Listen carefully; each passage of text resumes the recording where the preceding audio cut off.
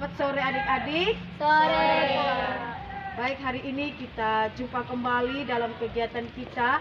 Hari ini kakak akan menjelaskan tentang tata perayaan Ekaristi, penunjukan praktis seperti tanda salib kita buat ketika kapan. Nah, untuk itu sebelum kita mulai kegiatan kita sore hari ini, kita awali dengan doa. Saya minta adik Kenny untuk pimpin dalam doa. Kakak dan teman-teman kita semua, marilah kita mengambil sikap berdoa dalam nama Bapa dan Putra dan Roh Kudus. Amin. Allah Bapa dalam kerajaan surga, pujian dan syukur kami panjatkan kehadirat-Mu atas kasih-Mu yang menyertai dan menuntun hidup kami sampai saat ini. Di sore hari ini, kami mau sekami, bimbinglah kami pada sekami ini, agar kami sekami dengan baik.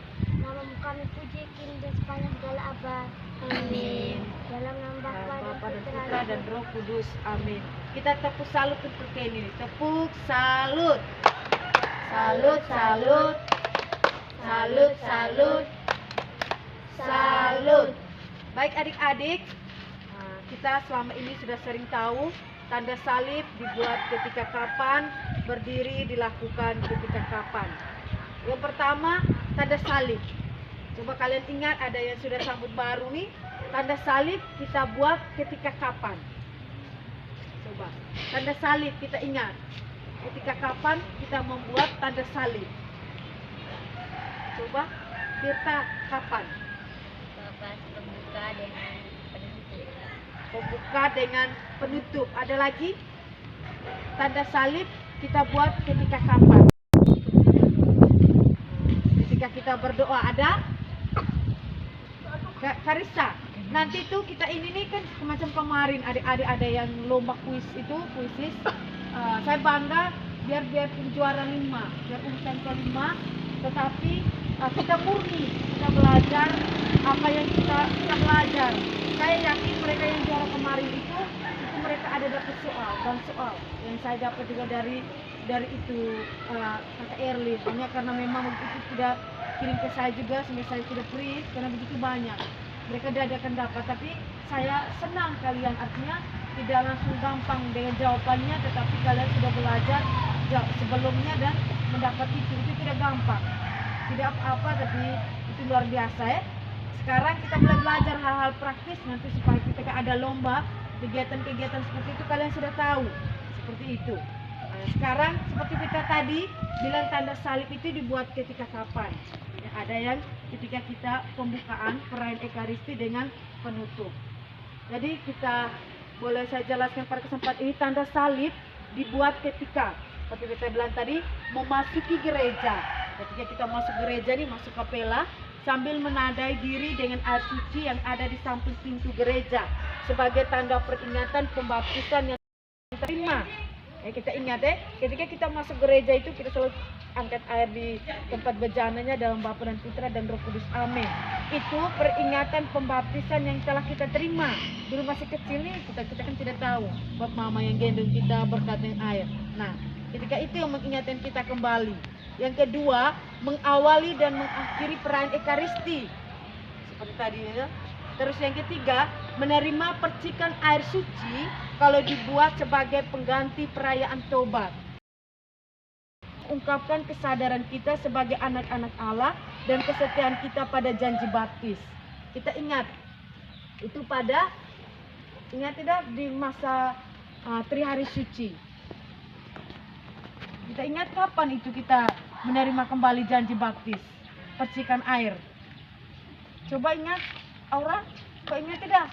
Kapan bahasanya kita di Trihari Suci itu sebelum Paskah tuh kita biasanya terima kembali, mengulangi kembali janji baptis. Malam Paskah ya, satu suci itu. Ada lilin menyala, terus itu kita perarakkan lilin tuh, hingga api unggun, terus itu kita dapat percikan kembali air itu sebagai peringatan kita pada janji baptis. Nah itu biasanya orang percik begini kita dengan Bapa dan Putra dan Kudus. Amin. Diingatkan kembali itu janji baptis. Yang keempat, memulai bacaan Injil. Pas saat baca ini tuh dengan membuat tanda salib pada dahi dan dada. Saya bilang, semoga Tuhan selalu beserta kita. Inilah Injil suci menurut Markus contohnya. Tuhan dimuliakanlah Tuhan. Terus untuk mengungkapkan hasrat agar budi diterangi. Dia mulut disanggupkan untuk mewartakan dan hati diresapi oleh sabda Tuhan. Ini dilakukan oleh diakon atau imam yang membacakan Injil dan oleh semua yang mengikuti perayaan. Dan yang terakhir tadi pada bagian penutup sebagai tanda menerima berkat perutusan. Rasulullah bilang mari kita berdiri, kita memohon berkat Tuhan. Saudara, dia berkat kita. Terus sekarang berdiri. Tadi sudah ingat tanda salib berdiri. Coba yang berdiri kita buat kapan saja kita mau berdiri. Coba ingat kalian kan sudah menjadi misdinar. Nyanyi kapan? Lagu pembuka, kalau saya bilang lagu pembuka. Ada lagi? Aurel? Coba ingat, ini hal-hal praktis. Saat bacaan Injil. Ada lagi? Mazmur. Baik pengantar Injil. Ada lagi? Coba kita ingat. Lagu Misdinar pasti kalian harus ingat. Ya toh? Lagu anak domba lah. Lagu anak domba. lagu persembahan. Lagu kudus. Benar Sekarang kayak dengar baik berdiri. Dilakukan ketika menyambut iman dan para pelayan yang berarak menuju ruang altar. Kalian ingat toh? Ketika kalian mau berarak dari sakristi ke situ, pasti kalian berdiri umatnya. Kalian misdinarnya jalan. Ingat itu yang pertama.